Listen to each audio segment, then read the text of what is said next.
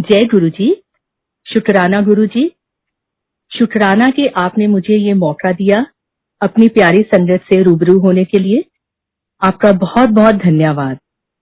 और जैसे हम सब जानते हैं, गुर बिन कोर अंधार, गुरु बिना समझ न आवे, गुर बिन सुरत न सिद्ध, गुरु बिन मुकत न पावे। तो जैसे हमें गुरु महाराज मिले हैं, परमात्मा मिले हैं, भगवान मिले हैं, हम सब बहुत ब्लेस्ड हैं, हम सारी संगत बहुत ब्लेस्ड हैं कि हमें गुरु रूपी भगवान मिले हैं। और अभी जैसे कि अलग अंकल ने सत्संग किया है, उसमें से बहुत सारी बातें मुझे लगा जैसे वो मेरे मन की बातें कर रहे हैं, बिकॉज मैं बहुत बातों में रिलेट कर पा रही थी उनसे। जैसा जैसा उन्होंने बोला कि हम लोगों की शायद आंखों में पर्दा पड़ गया था, हम सब कुछ गुरुजी को टेकन फॉर ग्रांटेड ले रहे थे, हमारे सामने सब कुछ हो रहा था, सब मिरेकल्स हो रहे थे, लेकिन न जाने क्यों हम इतने अनजान बने बैठे थे, या हम लोगों की बुद्धि ऐसी हो गई थी, भ्रष्ट हो गई थी कि हम गुरु रूपी भगवान को देख ही नहीं पाए, समझ ही नहीं पाए। मे बी जैसे अलग अंकल बोल रहे हैं, शायद वो चाहते होंगे कि ऐसा ही हो, नहीं तो वहां पे पता नहीं कितनी लाइनें या कितनी संगत इकट्ठी हो जाती, जैसे उनको पता लगता कि ये तो महाशिव के रूप हैं। So once again I will thank Guruji के इस पैंडेमिक में उन्होंने पूरी संगत पे अपना प्रेम रूपी हाथ रखा हुआ है और हमारी इतनी बड़ी संगत को गुरुजी ने बचा के रखा है। हाँ जी, तो अब मैं आपसे बताऊंगी। सबसे पहले हमारी मुलाकात गुरुजी से 1995 में हुई, जब गुरुजी जालंधर वाले मंदिर में होते थे। जैसे हम सब जानते हैं, उस टाइम काफी कम संगत होती थी, और जैसे कोई बताता क्या हम इन गुरुजी के पास गए, तो किसी ना किसी के थ्रू हम लोग गुरुजी के पास जाते थे। तो सबसे पहले मेरे बड़े ब्रदर का जाने का मौका मिला उन्हें, और वो गए जब, तो गुरुजी तब आराम से संगत से बैठ के बातें करते थे। तो सबसे पूछते थे कि तुम्हारा क्या नाम है, तुम कहाँ से आए हो, तुम्हारे घर में कौन कौन है। तो उन्होंने पूछा कि ਤੁਹਾਡੇ मम्मी डैडी का नाम की है। तो मेरे ब्रदर ने बताया मेरे डैडी का नाम, मम्मी का नाम। तो गुरुजी ने बोला कि तू उन्होंने ਨੂੰ ਲੈ ਕੇ आई अगली बार। Now we belong to a Sikh family, and उस टाइम ऐसा ही जैसे सिख धर्म में माना जाता था, सिवाय गुरु ग्रंथ साहब जी हम लोग किसी के आगे मत्था नहीं टेकते थे। सो कुछ समय तक तो मेरे ब्रदर ने मम्मी डैडी को नहीं बताया कि मैं कोई गुरुजी के पास जा रहा हूँ। पर जब बार बार जब वो जाने लगे और गुरुजी बार बार उन्हें पूछने लगे कि डैडी को लेके आओ, मम्मी डैडी को लेके आओ, तो उन्होंने आके फिर मम्मी डैडी को बोला कि मैं ऐसे गुरुजी के पास जाता हूँ और वो आप लोगों को बुला रहे हैं। तो मम्मी ने बोला ठीक है, इसमें किसी महापुरुष से मिलने में क्या हर्ज है, ब्लेसिंग्स ही मिलेंगी ना, तो हम चलते हैं। ये लोग उस टाइम, मम्मी डैडी अभी भी मेरे चंडीगढ़ में रहते हैं। तो वहां पे वो गुरुजी के पास गए। तो गुरुजी ने मेरे डैडी को, खैर गुरुजी तो जानी जान है, हम लोगों का जन्मों जन्मांतर का उनसे रिश्ता है। गुरुजी तो हर इंसान को, हर रूह को, हर सोल को पहचानते हैं। हम लोग हैं जो गुरुजी को पहचानने में हमने बहुत भूल करी। तो उन्होंने डैडी को पहचाना इसलिए कि डैडी जिस डिपार्टमेंट में काम करते थे, उसी ऑफिस में गुरुजी भी जाते थे। उनके साथ शायद चंडीगढ़ सेक्रेटेरिएट में डैडी का ऑफिस था, और वो गुरुजी भी किसी ना किसी को मिलने शायद कहीं जाते थे।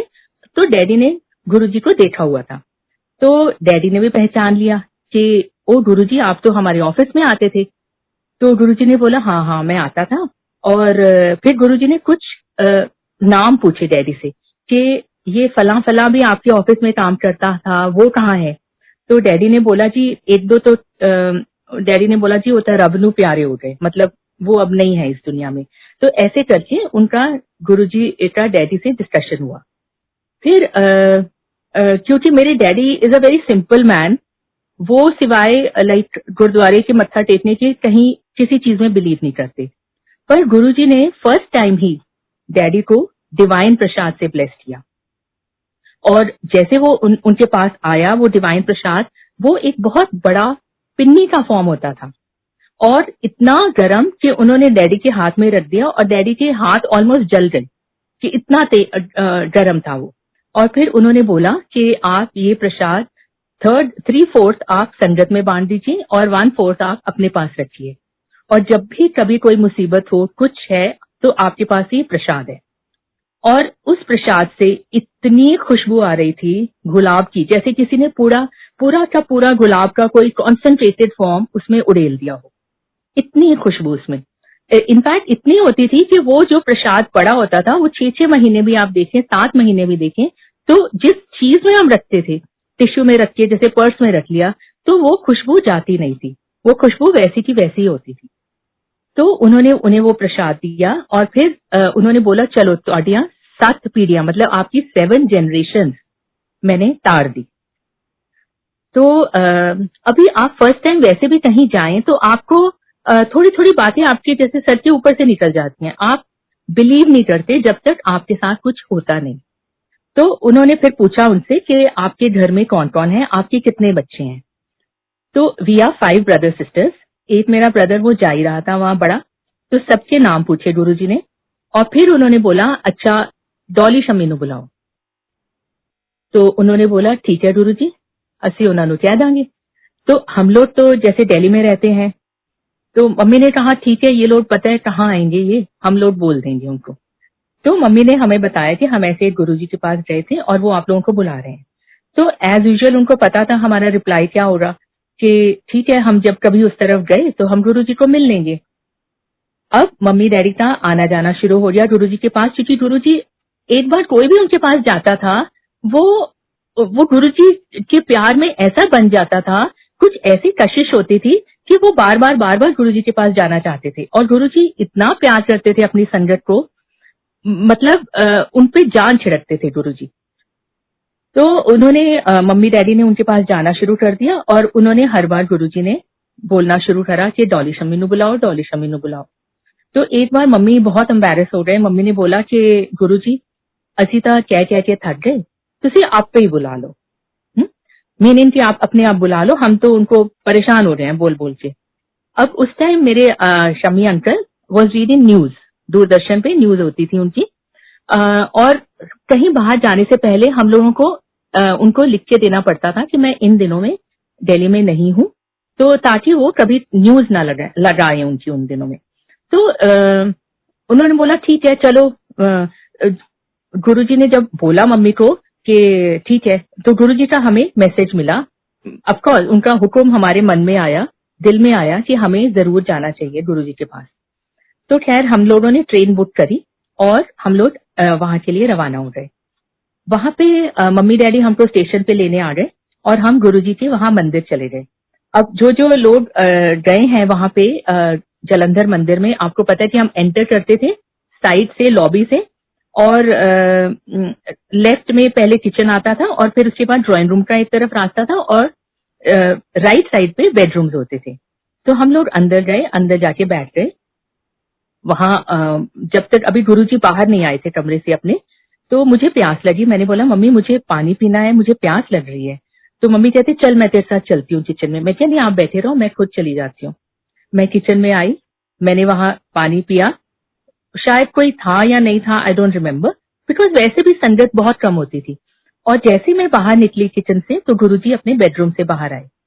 मैंने तो गुरुजी का स्वरूप देखा हुआ था, सो आई न्यू गुरुजी कैसे दिखते हैं। तो मैंने झुक के गुरुजी के पांव छुए और गुरुजी मुझे देख के स्माइल करके कहते डॉली आ गई तुम।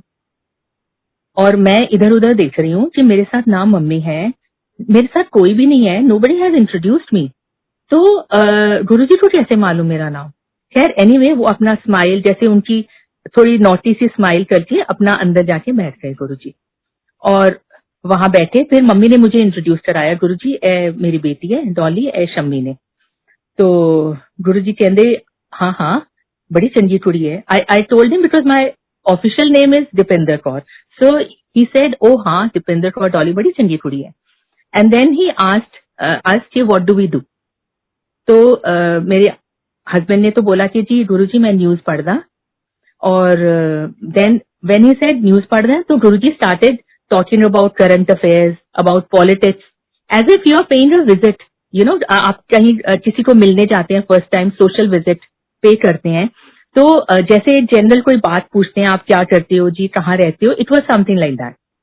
So he told him कि I do this. Then he asked me कि what do you do? I said Guruji, I'm very fond of singing. तो गुरुजी ने बोला अच्छा चल फिर कुछ सुना दे. Now I was taken aback because I said मैं तो ऐसे प्रिपेयर करके आई नहीं थी कि मैं गाना गाऊंगी. मैंने कहा गुरुजी मैं तो कोई डायरी भी नहीं लेके आई, मैं तो ये सोच के ही नहीं आई थी कि मुझे कुछ गाना है. तो गुरुजी कहते कोई गल नहीं सुना दे कुछ भी जो भी याद है. तो my husband plays very good beat on, जैसे उनको ब्रीफ केस मिल जाए या टेबल मिल जाए, नॉट कि तबला बजाना है उन्होंने, बट वो बहुत अच्छी बीट संगत करते हैं, कुछ भी मिल जाए उनको सरफेस. तो उन्होंने किसी को बोला कि मुझे ब्रीफ केस मिल जाएगा, तो ब्रीफ केस आ गया. तो शम्मी जी ने अपनी बीट देनी शुरू कर दी और मैंने गाना शुरू किया. नेचुरली मैंने शब्द अपनी तरफ से सोच सोच के गाने शुरू किए. अब शब्द मुझे पूरे याद भी नहीं थे. मैंने कहा गुरुजी मुझे तो पूरे याद नहीं. कहते कोई बात नहीं. तो मैंने थोड़े थोड़े आधे आधे शब्द गाती रही, जैसे एक अंतरा एक स्थाई, like this I was singing. तो कुछ मैंने शब्द गाए, फिर गुरुजी मुझे हर बार थोड़ा सा गाऊं, फिर बोले और सुना दे और सुना दे और सुना दे. So I kept going on and on and on. तो शब्द भी सुना दिए, भजन भी सुना दिए. देन उसके बाद आई सेड गुरुजी अब तो मुझे सिर्फ फिल्मी गाने याद है. तो गुरुजी कहते तू वही सुना दे. So then I started singing songs, like उसमें भी मैं चुन चुन के गा रही थी, जैसे तुम ही मेरे मंदिर, तुम ही मेरी पूजा, something like that. So and also I realized कि मेरा बेटा उस टाइम कोई, I think he was about 3 years और समथिंग. तो नेचुरली जब आपका बेटा इतना छोटा है तो आप उतना रियाज कर नहीं पाते, आप उतना सिंगिंग में बहुत ज्यादा नहीं कर पाते.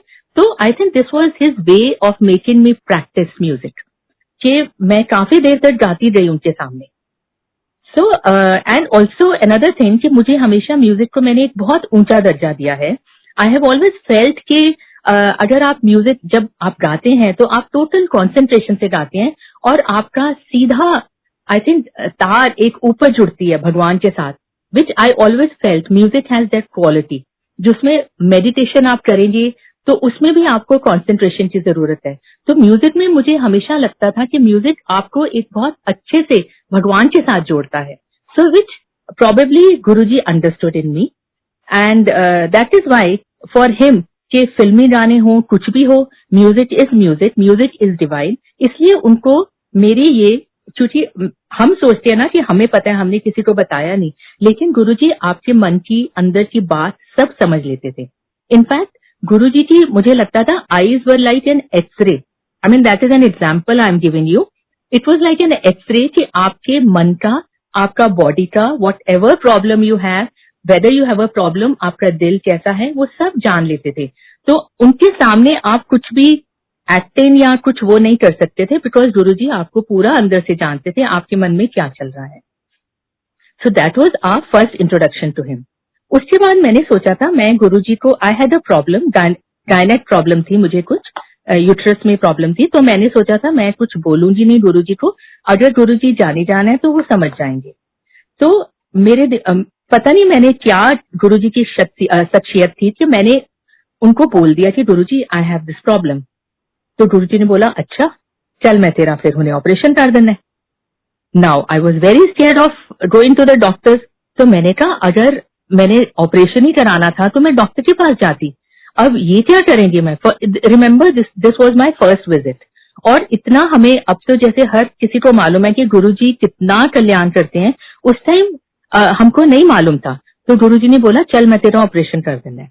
और उन्होंने मुझे बोला कि आप ऐसा करो, पान के पत्ते मंडरा लीजिए 51 रुपीज की. तो मेरा ब्रदर जाके पान के पत्ते ले आया. Now I had this consolation कि चलो my family is with me, my parents are there, my husband is there, my brother is there. तो अगर कुछ होगा तो सब सामने हैं. तो एनीवेज गुरुजी ने मुझे बोला एक रूम में डायरेक्ट करा कि आप इस रूम में चले जाओ. उस रूम में मैं गई तो वहां पे 2-3 आंटीज थी. सो आई फेल्ट गुड, आई से चलो कोई तो है इधर. तो मैं भी वहां जाके लेट गई. तो गुरुजी आए, उनके पास एक स्पून था with a very long handle, और मैं जैसे लेट गई और मेरे पेट के ऊपर उन्होंने एक जगह पे जोर से प्रेस करा, कहते इतने दर्द है. मैं क्या हाँ जी गुरुजी. तो उन्होंने क्या करा, थोड़ा सा आई लिफ्टेड माय शर्ट, तो उन्होंने वो पत्ते मेरे पेट पे स्प्रेड कर दिए हॉरिजॉन्टली कि चल तेरा ऑपरेशन हो गया. So I felt very strange कि कुछ किया नहीं, ऐसे कोई ऑपरेशन होता है. हम लोगों का जो ब्रेन है ना, हमारा माइंड है, we don't accept these things, हम लोग रीजनिंग बहुत करते हैं। और खैर उन्होंने बोला कि तुम्हारा ऑपरेशन हो गया और अब थोड़ी देर में उठ के आ जाना। तो मैं बाहर आ गई और उसके बाद उन्होंने बोला कि ये जो सारे पत्ते हैं इनको आप जल प्रवाह कर देना जाते हुए।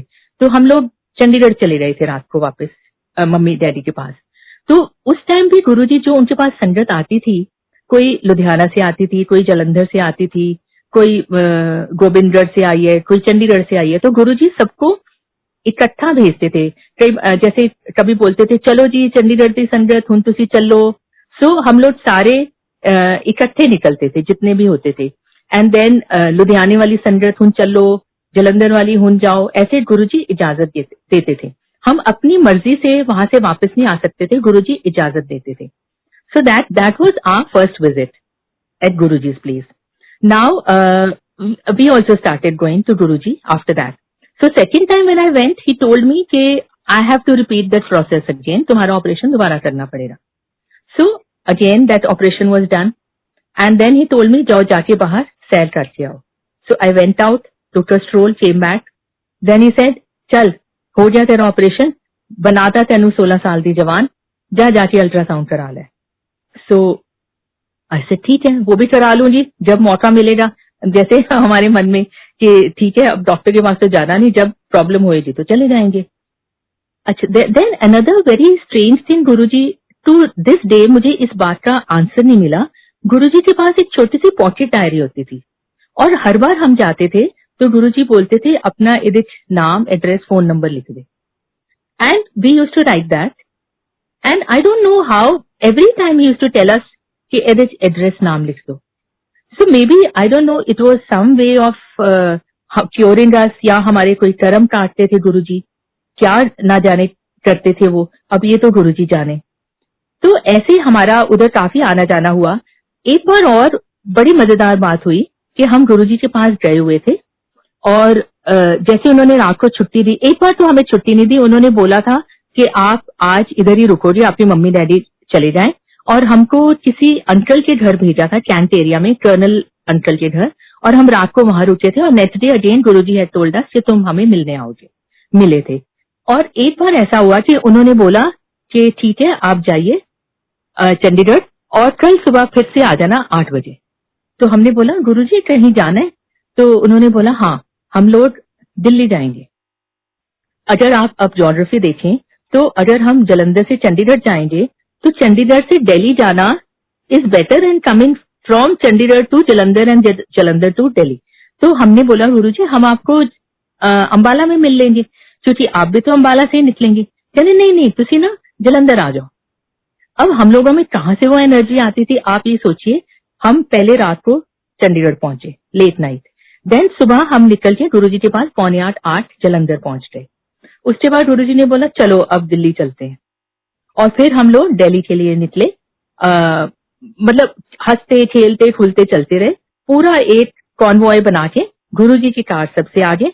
गुरुजी हैड अ कॉन्टेसा एंड उनकी Contessa literally used to fly, इतनी तेज स्पीड में चलती थी। और हम सबकी, बल्कि we had high end cars, लेकिन हम लोग उनकी कार के साथ पेस नहीं रख पाते थे और गुरुजी कार सबसे आगे।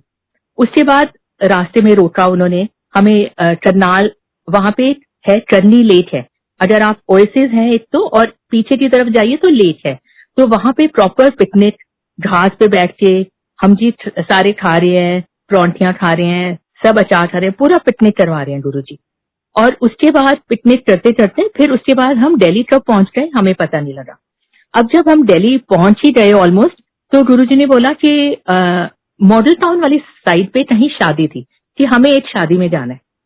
तो हमने बोला गुरुजी पर हमारे ये कपड़े तो शादी वाले है ही नहीं। तो कहते कोई बात नहीं तुम तैयार हो के आ जाओ। नाउ हम लोग जो रहते हैं we are staying in South Delhi and the southernmost part which is close to Qutub Minar. तो हमने बोला ठीक है गुरुजी। हम लोग वहां से ड्राइव करके अपने घर आए, तैयार होके फिर हम शादी पे पहुंच गए which is again the other end of Delhi, तो नॉर्थ दिल्ली का। और फिर हमने शादी अटेंड करके वापस। तो गुरुजी क्या करते थे ना जाने, वो कैसे हमको थकावट नहीं होती थी उनके साथ, और कितनी शादियों में हमें लेके जाते थे, कभी लुधियाना बुला लिया, वहां ले गए, और वो संगत को लेके चलते थे, उनको बहुत अच्छा लगता था। और मैं एक आपको और, उन दिनों में बड़ी बात होती थी कि गुरुजी अपनी कार में पेट्रोल नहीं डालते, ये एक बहुत बात बनी हुई थी। और ये एक बार हुआ मेरे मम्मी डैडी के साथ। गुरुजी ने जैसे उनको लेके जाना था अबोहर।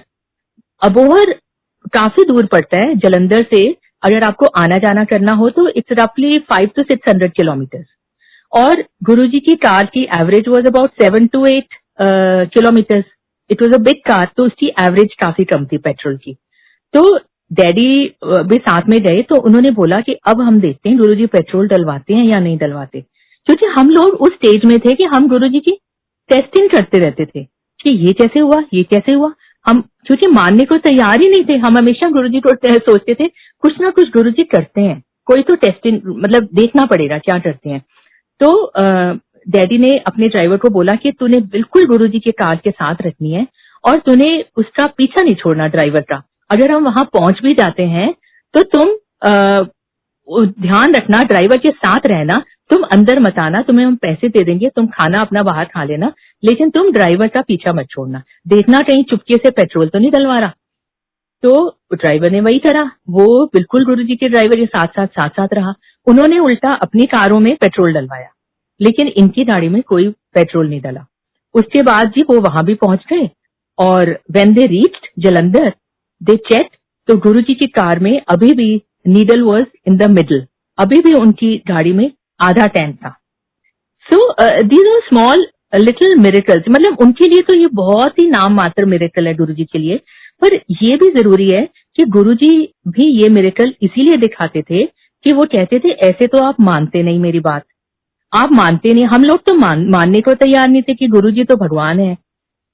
तो ये उनको मिरेकल्स हम लोगों को विश्वास दिलाने के लिए करने पड़ते थे कि मैं क्या चीज हूं। लेकिन जैसे अभी अलग अंकल ने बोला कि हम लोगों के पता नहीं क्या माथे पे या आंखों पे पट्टी पड़ी हुई थी, हम लोग उनको टेकन फॉर ग्रांटेड ले रखा था कि ठीक है ये सब तो करते हैं, लेकिन हम उसके बियॉन्ड उनको कभी देख ही नहीं पाए। और एक और मुझे बहुत अच्छी बात पता लगी थी, चंडीगढ़ में है नवराज अंकल जो गुरुजी की काफी सेवा करते थे। उनके साथ बड़ी मजेदार बातें होती थी, वो बेचारे गवर्नमेंट जॉब में थे और गुरुजी उनको बहुत प्यार करते थे, उनको जाने नहीं देते थे चंडीगढ़। वो कहते थे गुरुजी मेरी नौकरी छुट जानी है, तुसी मैनू छुट्टी दे दो। गुरुजी उनको छोड़ते नहीं थे। और नवराज अंकल बोलते हैं कि गुरुजी ना उनको बोलते थे कि मेरी टांगे दबाओ, और कह रहे मैं जोर जोर से मार मार के मुट्ठियां उनको दबाता था और मेरे हाथ दुख जाते थे और काफी मैं थक जाता था। तो कह रहे एक बार ऐसा ही हुआ कि मैं इतना थक गया कि मैं उधर बाथरूम में गया और मैं बाथरूम में ही सो गया बैठे बैठे, और आधी रात को गुरुजी को बाथरूम जाना था और गुरुजी बोले नवराज नवराज, वो दरवाजा खटखटाए और नवराज अंकल तो सो रहे हैं अंदर। तो बड़ी मुश्किल से फिर नवराज अंकल उठे और फिर वो बाहर आए। तो अब गुरुजी क्या उस जमाने में हर किसी की तकलीफ अपने ऊपर ले लेते थे और अपने ऊपर लेके और वो पूरा दुख सहते थे, उसका पूरा पेन अपने ऊपर लेते थे। और किसी ने शायद उनसे, शायद मैंने सुना है, पूछा भी था कि गुरुजी जब आप सबको क्योर करते हो तो आप अपने आप को क्यों नहीं क्योर कर सकते। तो वो अपने पे वो पूरा दर्द सहते थे, तो तभी उनकी टांगे दर्द होती थी, कभी कुछ दर्द होता था। एक दो बार मैंने ये भी सुना है कि एक किसी का उन्होंने थ्रोट कैंसर ठीक करा था और उनका थ्रोट पे वो आ गया था इफेक्ट, और फिर इसीलिए कई बार गुरुजी मेडिटेशन में चले जाते थे और पता ही नहीं लगता था वो कहाँ गए। इतना पता होता था गुरुजी कहीं मेडिटेशन में चले गए हैं, कहीं पहाड़ों में जाते थे या कहाँ जाते थे, बीच में से वो गायब हो जाते थे। तो बचपन में भी मैं आपको बताती हूँ, वो अपनी मम्मी को बहुत तंग करते थे, जैसे सभी बच्चे होते हैं नटखट बालक की तरह। कभी कहीं बैठ के मेडिटेशन कर रहे हैं, कभी मंजी के नीचे बैठ जाते थे और वो ढूंढती रहती थी बेचारी, और कभी उनको पता ही नहीं लगता था खेतों में बैठे हैं, पानी इतना ऊपर आ गया लेकिन वो मेडिटेशन में बैठे हुए हैं, क्योंकि he was not meant to be a normal human being. और गुरुजी की माता जी की उंगलियों में 4 पोर थे हर फिंगर में, जैसे हम लोगों के 3 फैलेंजेस होते हैं, 3 पोर होते हैं, गुरुजी की माता जी के फिंगर्स में 4 फैलेंजेस थे। और ये तभी होता है जब कोई उसी मतलब लेडी के हाथ में होता है जिनके कुख से गुरुजी का जन्म हो, महापुरुष का जिससे जन्म हो। तो गुरुजी ऐसी, उनकी माता जी भी ऐसी ही बहुत ही डिवाइन सोल थी, और वो भी लाइन में लग के गुरुजी को मत्था टेकती थी। बहुत ही प्यारी इंसान थी वो भी। So this is that part. And then और एक बड़ी अजीब बात होती थी, गुरुजी जब हमें प्रसाद देते थे तो बहुत अजीब बात है, आपने कुछ फोटोज में भी देखा होगा कि वो हमेशा एक अपने राइट हैंड से एक साइड से ऐसे करके प्रसाद उठाते थे। आराम से कोमल कोमल हाथ थे गुरुजी के, और वो आप एक हाथ से उठाते थे, और हम लोग जब प्रसाद लेते थे हम 2 हाथ करके लेते थे और हमारे दोनों हाथ भर जाते थे। मतलब इतना भर जाते थे कि हम सोचते थे हम खाएं कैसे, या तो मुंह लगा के खाएं, बिकॉज वो इतना ज्यादा प्रसाद हो जाता था। और हम कभी किसी को बांटते थे अपने फैमिली में, हाय तू खा ले प्लीज। और हमको ये नहीं मालूम था कि उसमें कितनी ब्लेसिंग्स हैं गुरुजी की, कितना उसमें हमारा क्योर कर देते हैं उसको, कितनी ब्लेसिंग्स हैं उसमें। एक बार तो मेरा भी सौभाग्य हुआ है, हम लोगों का सौभाग्य हुआ है कि हमारे सामने गुरुजी ने डिवाइन प्रसाद लिया, और जब वो डिवाइन प्रसाद लेते थे, प्रकट करते थे, तो उनकी बहुत एनर्जी यूज होती थी। काफी उनको मतलब काफी मशक्कत करनी पड़ती थी। तो एक बार मैं उनके पास ही बैठी थी और उन्होंने मेरा दुपट्टा ऐसे लिया और सर पे कस के बांधा आपने, और फिर उसके बाद उन्होंने एकदम एनर्जी यूज करी और वो प्रसाद आया, और फिर उन्होंने वो प्रसाद हम सबको बांटा। सो ये बात मुझे ऑलमोस्ट भूल गई थी, और जब मैं एक बार सेवा कर रही थी मंदिर में, तो मुझे वो बात याद आई, और मैंने अपने साथ जो मेरे सेवादार कर रही थी आंटियां, मैंने उनको मेंशन किया कि ऐसे करके मुझे तो एक बार गुरुजी ने अपना मेरा दुपट्टा लेके सर बांधा था, और मुझे ये भी मालूम है कि वो ग्रीन कलर का दुपट्टा था, लेकिन मेरा वो दुपट्टा गया कहाँ। वो कहते आंटी प्लीज ढूंढो ढूंढो ढूंढो। मैंने कहा इतने साल हो गए और मैंने कितने कपड़े हम लोग डिस्कार्ड कर देते हैं, दे दिया। तो जनरली क्या होता है कि मैं सूट तो निकाल देती हूँ, कई बार दुपट्टा बहुत अच्छी कंडीशन में होते हैं तो वो रहते हैं। तो मैंने कहा अच्छा मैं ढूंढूंगी। मैंने बहुत ढूंढा, अलमारियां ढूंढी, कहीं नहीं मिला, लेकिन वो मेरे जहन में था दुपट्टा। तो लकीली क्या हुआ कि एक बार मैं स्टोर में कुछ चीजें निकाल रही थी ट्रंक में से, और तब वो दुपट्टा सामने आ गया। तो मैंने कहा देखिए ये भी मैं भूल चुकी थी, और गुरुजी ने ही याद कराया और वो मुझे दुपट्टा मिल गया। So I felt so good about it कि पता नहीं Guruji, again this is blessing कि गुरुजी कुछ याद दिला रहे थे और वो करा। और गुरुजी अपनी आई एम ऑल्सो ब्लेस्ड कि गुरुजी ने मुझे अपना चोला भी दिया हुआ है। वो भी क्या करते थे गुरुजी, जैसे ड्राइक्लीन होके आए, फ्रेशली ड्राइक्लीन होके आए और हम खड़े हैं और ऐसे फेंक देते थे, मतलब जैसे आपको बोलते हैं कैच। तो एक मुझे उन्होंने चोला दिया विच आई फील सो ब्लेस्ड। मतलब हम बड़े स्टूपिड थे कि उस टाइम हमने इन चीजों को वैल्यू नहीं करा। अब लगता है कि गुरुजी कितना ज्यादा हमें ब्लेस करके गए हैं। और अपने हाथों से गुरुजी, जब हम कई बार प्रसाद खाते थे, वहां पे लंगर प्रसाद करते थे, गुरुजी अपने हाथों से घूम घूम के हमें रोटी प्रसाद देते थे हमारे हाथ में। और एक बार तो उन्होंने हमें अपने बेडरूम में भी लेके गए हुए थे, हमें ले गए थे अंदर कि गुरुजी अंदर बुला रहे हैं, और हमें गुरुजी ने अपने साथ बैठ कर लंगर करवाया। आप सोचिए कि हमारी हालत क्या रही होगी कि गुरुजी के सामने बैठ के लंगर करना हो और उसी थाली में करना हो, तो मुंह में तो निवाला जाने का मतलब ही नहीं। तो इतने प्यार दिया है गुरुजी ने, इतना हमें इज्जत दिया है, इतना प्यार दिया है। और दूसरी बात, हम लोग जैसे जाते थे मत्था टेकते थे, तो गुरुजी हर किसी को अपने पांव को छूने नहीं देते थे। आप या तो कई बार वो दूर से ही इशारा कर देते थे कि जैसे हाथ से कि नहीं नहीं डोंट टच मी। और जनरली हम लोग तो जैसे सीधा ही जाके मैं तो पकड़ ही लेती थी उनके, और वो अपना मुंह उस तरफ कर लेते थे, लिटरली पकड़ के मैं तो आई यूज्ड टू टेक मत्था। और हम लोगों से टांगे भी दबा लेते थे कि अच्छा दबा, और जोर दी दबा, और जोर दी दबा। And then we used to wonder, और हम जैसे बच्चों की तरह ना, हाय गुरुजी थक गए, ये नहीं सोच रहे कि हमको कितनी बड़ी ब्लेसिंग्स मिल रही हैं। और गुरुजी बोलते थे होर जोर दी दबा, होर जोर दी दबा। पता नहीं हमारे कौन से कष्ट, कौन से पाप काट रहे थे गुरुजी, जो हमारे साथ ये सब इतना प्यार करते थे। और जब भी हम जाते थे तो एंड में तो मुझे गुरुजी बोलते थे चल बैजा सुना दे, अच्छी अंश तू वसदा, यू नो। आई थिंक ये अभी सॉन्ग आप शब्द कह लीजिए, प्ले भी करा था अभी शुरू में अंकल ने, तो गुरुजी का ये फेवरेट गाना था। और जब भी मैं कुछ भी शुरू करना होता था, गुरुजी यूज्ड टू टेल मी, चल बैठ जा, अपने जोरू दो गुलाम नु चाहे तबला बजाऊगा, ते सुना दे अखियां च तू वसदा। I used to look at him के गुरुजी क्या सुनाऊं, तो ही यूज्ड टू से अखियां च तू वसदा।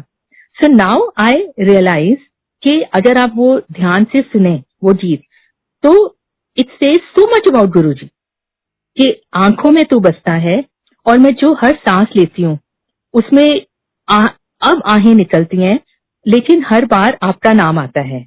अखियां च तू वसदा, हर सांस जो निकल दिया हावा, कल्ले रुखवान, मतलब अकेले पेड़ की तरह कई गीत बिरहों के गाऊं। क्योंकि अब गुरुजी अपने फिजिकल फॉर्म में नहीं है, तो अब हम उनको कितना मिस करते हैं ये हम ही जानते हैं। क्योंकि हमने गुरुजी को फिजिकल फॉर्म में देखा हुआ है, तो हमें वो कमी बहुत खलती है कि गुरुजी हमारे सामने नहीं है। अब हम जानते हैं कि गुरुजी अनसन सहाय हैं, हर जगह है। अभी तो उठते बैठते सोते जागते गुरुजी दिखते हैं, लेकिन देयर इज अ डिफरेंस। एक जो आप सामने गुरुजी से बैठ के मजाक करते थे, बातें करते थे, वो कमी तो कभी पूरी हो नहीं सकती। और गुरुजी कितना मजाक करते थे हम लोगों से, मैंने तो कभी उनको उस फॉर्म में नहीं देखा। Like a friend he used to treat अस।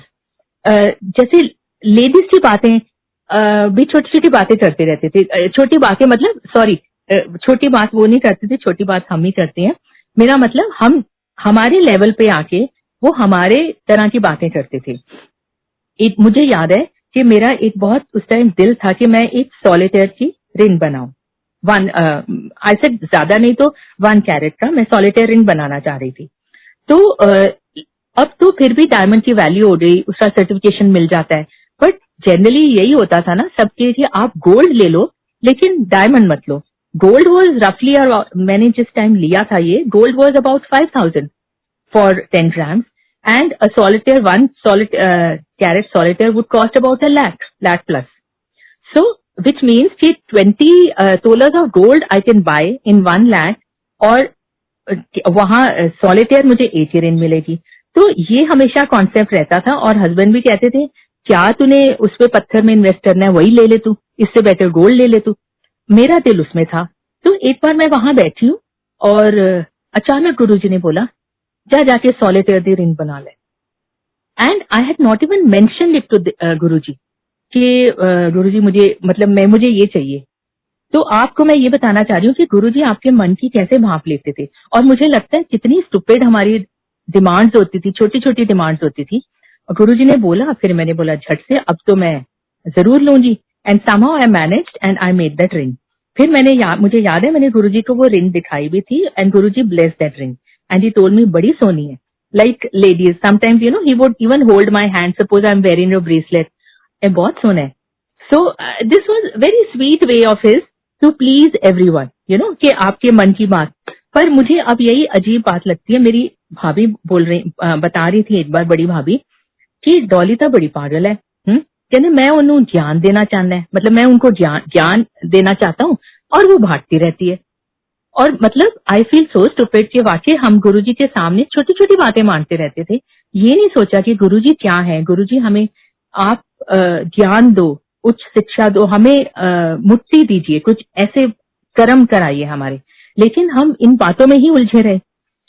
अच्छा, और मैं आपको ये बताना चाह रही हूँ कि गुरुजी, हम लोग चाहे गुरुजी से बेमुक्त हो जाएं, हम चाहे भूल जाएं, लेकिन गुरुजी ने अगर आपका दामन पकड़ा है, आपका हाथ पकड़ा है, वो आपको हमेशा आपके अनसन रहेंगे, कब आपकी हमेशा सुरक्षा करेंगे, कभी भी आपको नहीं छोड़ेंगे। जब गुरुजी ने चोला छोड़ा उसके बाद मेरा ख्याल मैंने बाद में सबसे डिस्कस करा है पुरानी संगत से, हम स्लोली हमको लगा कि गुरुजी तो चले गए, तो हम थोड़ा हटने लग गए गुरुजी से कि गुरुजी तो है नहीं, हम तो यही सोचते रह गए। लेकिन then I got reconnected in I think 2009 or 10 I got reconnected। तो then of course फिर मैंने गुरुजी को बोला कि गुरुजी मैं बहुत बेवकूफ थी, आपको छोड़ दिया, अब आप प्लीज मेरा पल्ला मत छोड़िएगा। तो हम लोग फिर से रिकनेक्ट हो गए। और अबाउट 10 years बैक की बात है, मेरा बेटा वॉज लाइक टीनेजर बॉय जैसे होते हैं। He met with a very serious accident. जैसे अभी अलग अंकल भी बता रहे थे, we bought a new, this was a new car we bought. I think it was just a week old, Skoda Laura. And ये जो Skoda की cars हैं, they are very very strong. उनकी body is very strong generally. So it was only a week old और सामने से एक dumper आया या opposite side से आया and इसने उसको बचाने के लिए he took the car on the wrong side and banged into some wall or something. बड़ा जबरदस्त टक्कर and it was at a high speed. इतनी जोर से उसकी टक्कर हुई कि आप ये सोचिए कि मेरा बेटा और उसका एक फ्रेंड साथ में था। और जनरली आप ये कार्स को अगर देखो तो इनमें सेंट्रल लॉकिंग होती है और अगर एक्सीडेंट हो तो वो जनरली लॉक हो जाता है, सेंट्रल लॉक हो जाता है।